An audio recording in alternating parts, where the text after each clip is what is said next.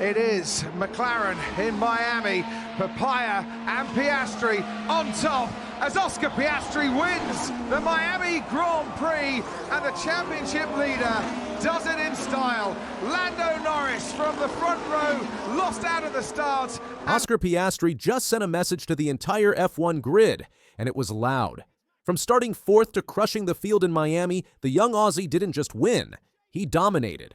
4 wins in 6 races, a 37-second gap to third, and now he leads the World Championship. This wasn't luck. This wasn't strategy games. This was raw pace, ice-cold execution, and a level of confidence that could only mean one thing. Formula One has a new champion, and if you thought the title race was going to be close, Miami just changed the story completely. Let's be clear, this was supposed to be Max Verstappen's race. He started on pole. He had the upgrades, he had the stats, but none of that mattered once the lights went out in Miami. Piastri, starting from P4, stayed clean into turn 1 while chaos broke out ahead. Verstappen locked up. Norris went off track after a fierce battle, and just like that, Piastri slipped through into second behind Mercedes rookie Kimi Antonelli. By lap 4, Antonelli was toast. Piastri passed him like he wasn't even there. And then came the moment that flipped the entire season, lap 14. Verstappen braked too late into turn 1. Piastri didn't hesitate. He took the inside line and snatched the lead. From that point, the race was over. But it wasn't just the pass, it was what he did next that dropped jaws. Once Piastri got clean air, he didn't just hold the lead, he took off like a rocket. In just 4 laps, he built a 9-second gap over Norris, who finally got past Verstappen after a tough physical fight. But that 9-second window, it was everything. The McLarens had identical pace, but that early buffer meant Norris couldn't even dream of catching his teammate. Every lap, Piastri kept him at bay, managing tires, holding pace, and never putting a wheel wrong. Meanwhile, the rest of the grid was fading fast. By the time they crossed the line, Piastri was 4.6 seconds clear of Norris, and a ridiculous 37 seconds ahead of George Russell in third. The field wasn't even close. This wasn't a battle. It was a warning shot, and McLaren didn't just beat Red Bull and Mercedes, they humiliated them. Max Verstappen has won in Miami before. He knows how to control a race from the front. But this time, it slipped through his fingers in just one corner. He held the lead into turn 1, but a slight lockup forced him wide. That tiny mistake let Piastri through and opened the door to chaos. Norris went wheel-to-wheel with him and got squeezed off. He dropped to 6th. Verstappen kept going but couldn't shake the McLarens. When Piastri finally passed him, Norris was right there, waiting to do the same. By lap 17, Verstappen was down to 4th and stuck. He complained on the radio, "Brakes, man, honestly useless." It wasn't a meltdown, but it was a sign. The Red Bull wasn't responding. The dominance we've seen for years, gone. For the first time in a long time, Verstappen wasn't feared. He was hunted. Lando Norris should have been fighting for the win. He had the pace. He had the car. But that lap 1 moment with Max cost him everything. Pushed off the track while going for the lead, Norris fell to 6th. And even though he stormed back through the field, it took too long. By the time he got past Verstappen, Piastri had vanished into the distance. Still, Norris didn't give up. He kept the pressure on, cutting the gap lap by lap, but every time he gained a 10th, Piastri answered back with 2. The Aussie wasn't cracking. After the race, Norris summed it up perfectly. "If I don't go for it, people complain. If I do, people still complain. With Max, it's crash or don't pass." It wasn't just a racing incident. It was the moment that split McLaren in 2 and shifted momentum in Piastri's favor. Make no mistake, the rivalry inside that garage just got real. While McLaren was flying, Ferrari was falling apart. Lewis Hamilton and Charles Leclerc finished 7th and 8th, but the real story was the radio drama unfolding mid-race. Hamilton, visibly quicker, got stuck behind Leclerc for several laps. He begged the team to let him through. Their response? Radio silence. When they finally agreed, Hamilton was already frustrated. His sarcastic message, "Have a tea break while you're at it," said it all. Later, they told him to give the place back. He fired back again. "You want to let him past as well?" This wasn't about speed, it was about trust, and clearly there's none left in that garage.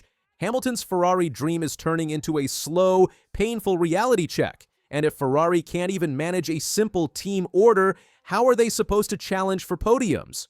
George Russell didn't have the fastest car, but he had the smartest timing. When a virtual safety car was called mid-race, Russell dove into the pits at just the right moment. That perfect call vaulted him ahead of Verstappen and locked in a podium finish. It wasn't flashy, it wasn't dominant, but in a race where tire wear crushed most drivers, Russell kept his cool. Still, his final gap to Piastri, 37 seconds. It tells you everything you need to know about the gap between McLaren and the rest. Even with perfect execution, Russell wasn't even in the same race. And yet for Mercedes, this was a small win. After a shaky start to the season, a podium means they're still in the fight. But as long as McLaren keeps delivering weekends like this, in the fight might not be enough. One of the biggest surprises of the race? Alex Albon. Williams hasn't been a regular in the top 5 in years, but Albon dragged that car to P5 in Miami with an incredible drive.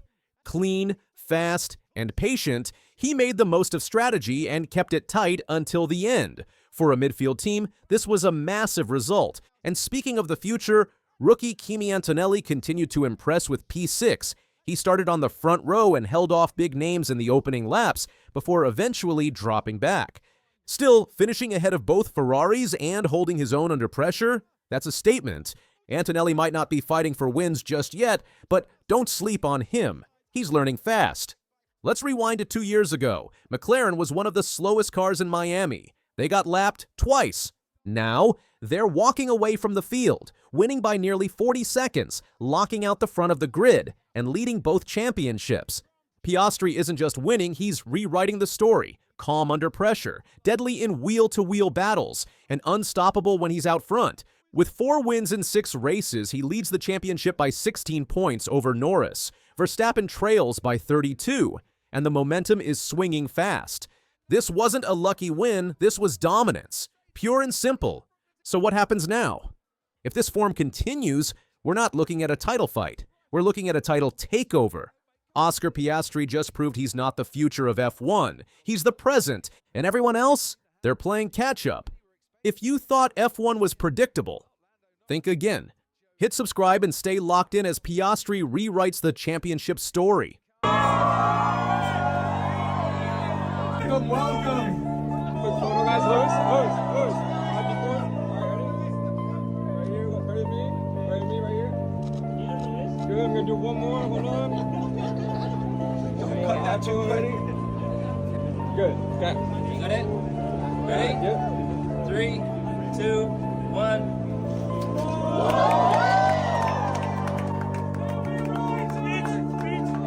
Former F1 driver Ralf Schumacher has delivered a bombshell prediction about Lewis Hamilton's future at Ferrari. The 6-time Grand Prix winner suggests the 7-time world champion may retire before his contract expires at the end of 2026. Schumacher's assessment comes after analyzing Hamilton's struggles during his first season with Ferrari. Hamilton currently sits 7th in the drivers' standings with 31 points after 5 races. His Ferrari teammate Charles Leclerc holds a 16-point advantage, having outqualified Hamilton on 4 of 5 occasions. The British driver has managed one top-5 finish in Sunday races, while his only bright spot came with a sprint race victory in China. He just can't cope with the car, Schumacher told Sky Germany's F1 podcast. We talk a lot about Lando Norris and his lack of belief, but it's almost worse with him. You can see that he's really slumped over. Schumacher draws from personal experience to explain his prediction. As someone who competed at the highest level for teams including Jordan, Williams, and Toyota, he understands the psychological toll of struggling to adapt late in one's career. If you're standing there at some point and have no more resources and are permanently slower, then you lose everything, Schumacher explained. I know from my own experience, if it goes on like this, it's no fun anymore. The former driver describes a potential breaking point for Hamilton. Then at some point, he wakes up in the morning and thinks to himself, "Why am I doing this to myself? I'm no longer having fun. I can't do it anymore. I am getting in the way of my team." Hamilton's difficulties began immediately after joining Ferrari in winter 2025, ending an 11-year partnership with Mercedes. The 40-year-old driver has struggled to match Leclerc's pace, particularly evident in Saudi Arabia, where he finished over 30 seconds behind his teammate. Schumacher identifies a deeper pattern in Hamilton's struggles. If it goes on like this, there's a risk that at some point he'll say, "Look, I don't want this anymore. I want to live my life now. I'm 40 years old. I'm so rich. I'm not doing this to myself anymore." Obviously, it's not working out for some reason. The German recognizes Hamilton's proven abilities remain intact. However, China also showed that as soon as he gets into the car and the track and the car suit him, he delivers. There's still something to come. Ferrari management maintains high expectations for their blockbuster signing. Ferrari team principal Fred Vasseur provides unwavering support, stating, "I will be 2,000% behind him." Schumacher said, "The expectations are very high, and Ferrari wants value for money. That means he has to make sure he performs. He probably will, because China was no accident." Hamilton acknowledges his adaptation challenges directly. "When I joined Mercedes, the first 6 months were tough, getting attuned to working with new people. Obviously, the engineers that I'm working with now are used to setting up the car for a different driver and a different driver style, and I'm used to driving a car with a different driving style." The contrast between veteran and rookie adaptability emerges when comparing Hamilton to Oliver Bearman. Ferrari Academy driver Bearman has shown competitive speed at Haas, leading the qualifying head-to-head against teammate Esteban Ocon 3-2. Schumacher examines the adaptability difference. A young driver is more used to that. They have a fixed car, so they're used to driving with what they have. Ocon is also having some difficulties with Bearman, because Bearman says, "Okay, this is the car I have to drive it." Hamilton's preferred driving technique proves incompatible with current F1 cars. Schumacher said, "It's a question of driving style, and he just has to manage it now. That's something I didn't manage to do towards the end of my career because I always wanted exactly what I wanted, and the car should do it." Ferrari's development strategy faces potential restructuring if Hamilton departs early. If he gives up now, it would be very early. I can hardly believe that. But if he does, then of course the team will be fully focused on Charles Leclerc and developing the car more in his direction. You can't develop two cars in one team. It doesn't work. The course is then clear. Team insiders observe Hamilton's valuable contributions despite on-track struggles. Former Ferrari test driver Mark Jean said, "In the briefings when he talks, you can really tell that he's really giving some very important information, and then he's very exceptional in tire management." Hamilton maintains public determination. He said this in London recently, "Please keep your fingers crossed. I'm not going to give up. We're going to keep getting better. Still we rise, right?" So proud of Brits. I'm so proud of the sporting fans that we have. Please keep your fingers crossed. I'm not going to give up. We're going to keep getting better. So, thank you all so much. Appreciate you. Schumacher observes concerning body language. Lewis seems perplexed and desperate, both in what he says and in his body language. I know from my own experience that at some point you wake up in the morning and realize there's no point in continuing to race. You don't want to stand in your team's way. The statistics reveal Hamilton's qualifying deficit to Leclerc, 0.311 seconds across the last 3 events in Japan, Bahrain, and Saudi Arabia. Hamilton recognizes no quick solution exists. If you have a look on what he did in China, or what he did in the race in Bahrain last week, or even on the first part of the session in this weekend, the potential is there for sure. We just have to adjust the balance. Red Bull advisor Helmut Marko weighs in on Hamilton's future. Marko says he does indeed seem desperate, but I believe he's waiting for the 2026 car and hopes that Ferrari will not only hit the jackpot with this car, but that the Scuderia will also build a car that he can handle better. The Monaco Grand Prix weekend approaches, marking Hamilton's 6th race for Ferrari. The sprint format mirrors his China success, offering another opportunity to showcase competitive pace in the shorter format. Hamilton addresses adaptation timing. I would say you're generally always a mixture of the two, but I'm definitely working hard to adjust to this one for sure. Fan reactions split sharply on social media. One supporter defends Hamilton. He wrote, "Hamilton won't accept defeat. I don't know how, but I am sure he'll find a way and top his form again." Critics question Schumacher's motives. Who are these people asking Ralph for his opinion? What a waste of time. Ferrari's project with Hamilton represents significant investment. Schumacher acknowledges, it's a huge project that Ferrari and Hamilton had in mind, but at the moment he's a long way away from Charles Leclerc. I wouldn't have thought it would be so extreme. The road ahead features circuits potentially suited to Hamilton's driving style. Schumacher suggests hope remains. He just has to find the conditions and the car that suits him, and there are definitely circuits coming up that suit him. Hamilton's contract potentially extends through 2027 with a reported 2+1 year deal. The 7-time champion's age factor intensifies scrutiny as he approaches 42 by contract completion.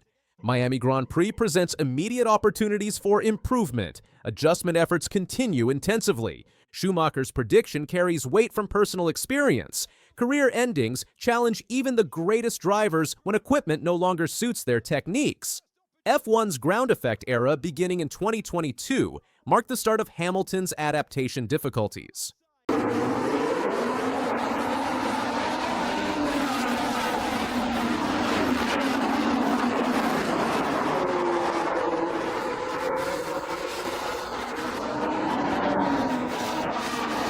The Saudi Arabian Grand Prix delivered a bombshell moment. Max Verstappen, the 4-time world champion, made a decision that left everyone stunned. After receiving a controversial penalty that cost him the race win, Verstappen chose complete silence, refusing to discuss the incident at all. This wasn't just a momentary frustration. Verstappen has fundamentally changed his approach to media interaction, claiming that driver criticism is now effectively impossible in F1. His calculated silence speaks volumes about the current state of driver expression in the sport. Let's break down exactly what happened in Saudi Arabia, why the penalty was so controversial, and what this new Verstappen approach means for Formula One going forward. The drama began at the very start of the Saudi Arabian Grand Prix. Verstappen had secured pole position at the Jeddah Corniche circuit, but McLaren's Oscar Piastri got a significantly better launch when the lights went out. As they approached turn 1, Piastri had pulled alongside Verstappen on the inside line. The Australian had positioned himself perfectly. His front axle was clearly alongside Verstappen's mirror at the apex of the corner.